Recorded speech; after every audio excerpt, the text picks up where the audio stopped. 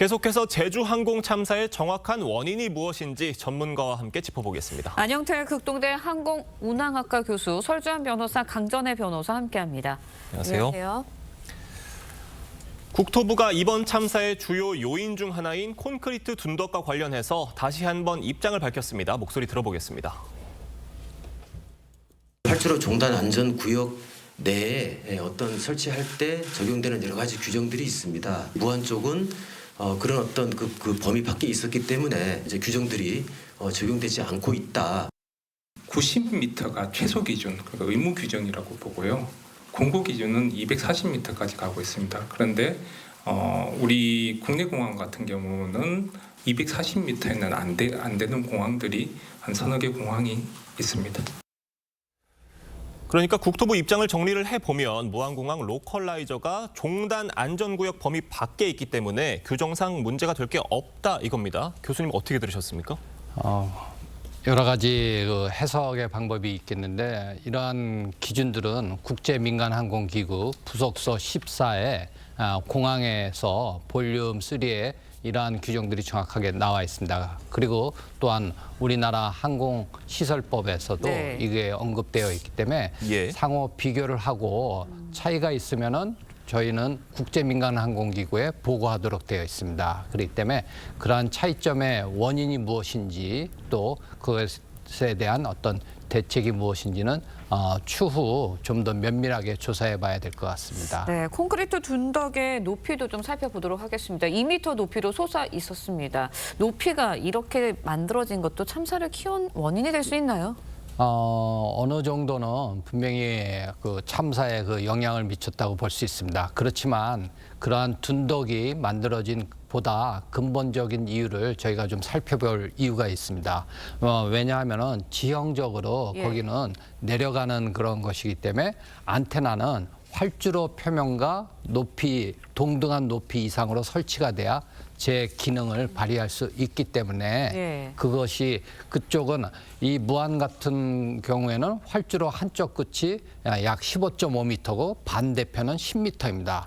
전체적으로 5.5m의 표고의 차이가 있는 공항의 활주로입니다. 즉 이 말은 그쪽 편에 기울기는 낮아져 있는 상태이기 때문에 기울어졌다는 말씀이시죠? 그렇죠. 그렇기 때문에 둔덕의 필요성은 반드시 발생될 수밖에 없었습니다. 지금 뭐 말씀을 해주시긴 하셨지만 이 로컬라이저를 둔덕이 아닌 지면 위에 바로 설치할 수는 없었겠느냐 이런 목소리도 나오거든요. 어떻게 보십니까? 말씀드린 대로 활주로 표면과 동등한 높이를 유지해줘야지만이 제대로의 기능을 방향각에 대한 정보를 제시할 수 있기 때문에 그러한 둔덕은 반드시 필요합니다.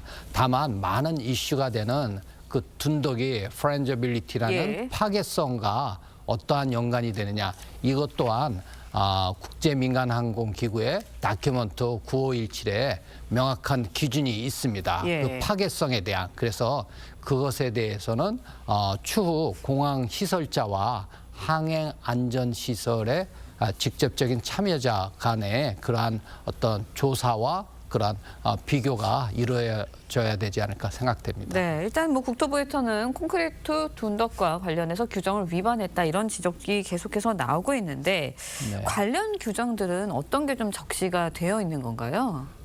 그게 이제 파손이 부서지기 쉬운 것이 재질로 돼야 된다라는데 또 거기 아이카오 그 부속서에는 분명히 그 커넥팅되는 트랜스밋 안테나는 경고해야 된다라는 그 안테나의 특성상 그렇게 또 명시가 되어 있습니다. 그렇기 때문에 그런 것에 대해서는 면밀하게 좀 더 차근히 조사해야 될 필요가 있겠습니다. 네, 강전혜 변호사님, 만약에 이번에 국토부가 해당 지침을 위반한 것으로 결론이 난다면 어떤 처벌 가능성이 있겠습니까? 국토부 같은 경우에는 지금 정확한 규정을 찾아보겠다라고 이야기는 하고 있는 상황입니다. 그런데 만약에 이게 규정 위반이라는 것이 드러나게 된다면 공항의 설계 통제라든지 그리고 관리 감독에 대한 책임에 있어서 국토부 혹은 한국공항공사 측에서는 책임을 면하기는 좀 어려울 것으로 보입니다. 그리고 또 문제가 되는 것은 이번 무안공항에 있었던 콘크리트로 타설한 이 로컬라이저가 여수공항이라든지 포항 경주공항 이런 데에도 설치되어 있는 것으로 알려져 있거든요. 예. 그렇다면 만약에 재설치가 필요하게 된다면 네. 공항 자체를 이용하는 것에 있어서도 좀 제한이 있을 수 있다는 지적들도 나오고 있습니다. 네, 설주현 변호사님께 좀 여쭤볼게요. 국토부의 콘크리트 구조물과 관련해서 계속해서 규정 위반이냐 아니냐 뭐 이런 얘기가 있지만 국토부에서는 일단은 위반인 것에 대해서 집중을 하고 있는 것 같아요. 어떻게 보세요? 그러니까 무안공 당초에 국토부에서는 발표를 그렇게 했었었죠. 예. 이 무안공항에서의 그 활주로 그 안전구역이라는 예. 것이 259m까지로 정해져 예. 있다. 근데 이 로컬라이저가 설치된 것이 264m 지점이기 때문에 5m를 벗어났다는 거였어요. 그래서 규정에 위반되지 않는다라는 것이었는데 이제 찾아보니까 국토부 고시에 2022년도에 공항 비행장 시설 및 이착륙장 설치 기준에 예. 대한 것을 규정을 해놨는데 거기 보면 로컬라이저가 설치된 지점까지 공항 안전구역으로 연장해야 된다는 거예요. 그러니까 2022년 전에는 그 안전구역과 이 국토부의 해명이 맞았었죠. 왜냐하면 활주로 끝까지가 예. 안전구역인데 지금은 로컬라이저까지가 안전구역이어야 한다는 것을 2022년도 이미 고시로 규정을 하고 있었는데 국토부가 조금 해명을 서두르다가 조금 자세하게 소명하지 못한 부분이 있었던 것 같습니다. 네, 안영재 교수님께 좀 추가로 질문을 드릴게요. 국토부의 어제 브리핑을 보면 여객기 엔진과 랜딩 기어 미작동의 연관 가능성을 인정하고 있기도 하거든요. 그런데 이제 항공기 엔진이 고장 났는데 랜딩 기어가 안 나올 수도 있는 거냐. 이 부분이 또 논란이 되고 있습니다. 어떻게 보세요?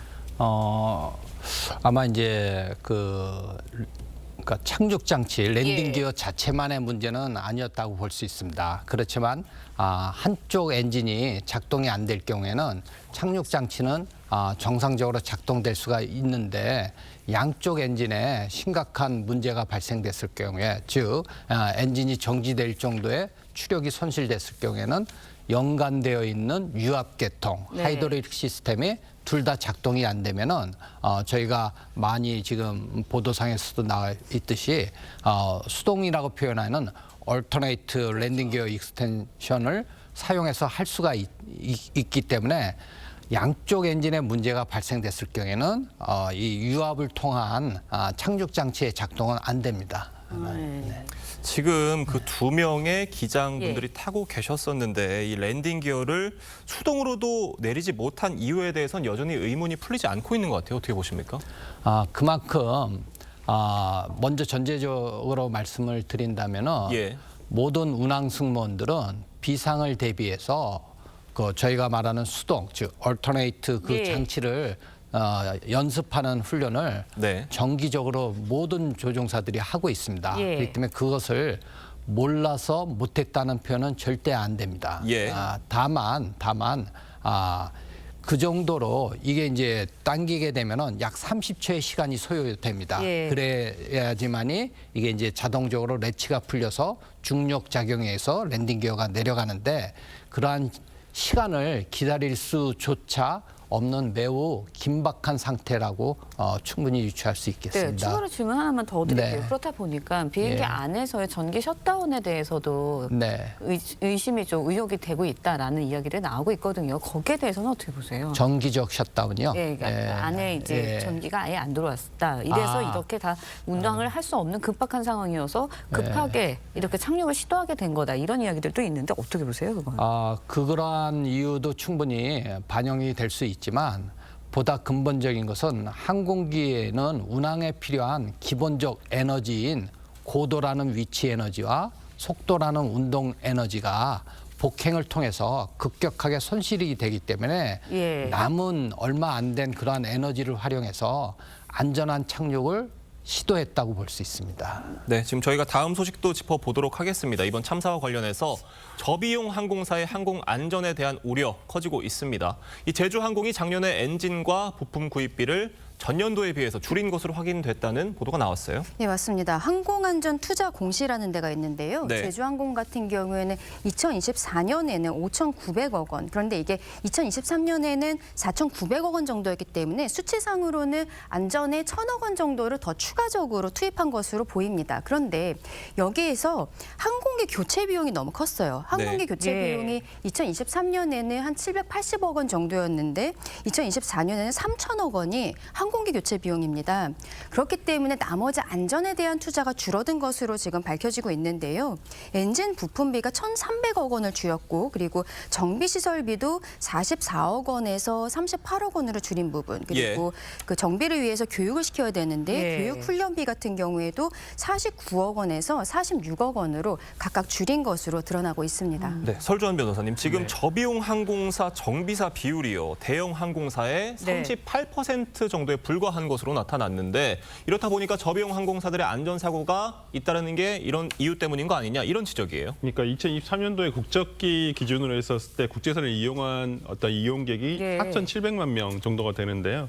그중에서 우리 저비용 항공사 LCC 이용객이 2,400만 명에 가까운 것으로 드러났습니다. 그렇다고 예. 한다면 지금의 그 양 거대 항공사보다 훨씬 더 많아지고 더 넘어서고 있다는 것이거든요. 그러니까 국내선은 물론이고 국제선도 지금 이용객이 더 많아지고 있는 상황에서 예. 오히려 정비사의 어떤 운영 비율은 어떤 더 낮아지고 있다는 부분이 있기 때문에 특히나 이번 사고기 같은 경우에 이 사고가 일어나기 3일 전에 13차례의 어떤 운항이 있었다는 것도 지금 지금 보도가 되고 있거든요. 네. 그렇다고 한다면 어떤 정비할 수 있는 충분한 시간적 여유가 없는 상황에서 어떤 운항이 계속된 것은 아닌가라는 어떤 지적이 나오고 있기 때문에 이런 부분에 있어서 앞으로도 좀 지적이 계속될 예. 것으로 보입니다. 예, 사고 원인이 아직까지도 정확하게 밝혀지고 있지 않고 있고 여러 가지 의문점이 남아있는 상황입니다. 그렇다 보니까 여러 가지 가능성들이 나오고 있는데 이번 참사 보시면서 교수님께서도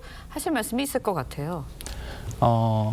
저희 나라는 항공안전 강국입니다. 1990년대 후반에 큰 사고를 겪은 이후로 모든 국가부터 모든 항공사까지 피난의 노력을 통해서 안전 강국을 이뤄냈습니다.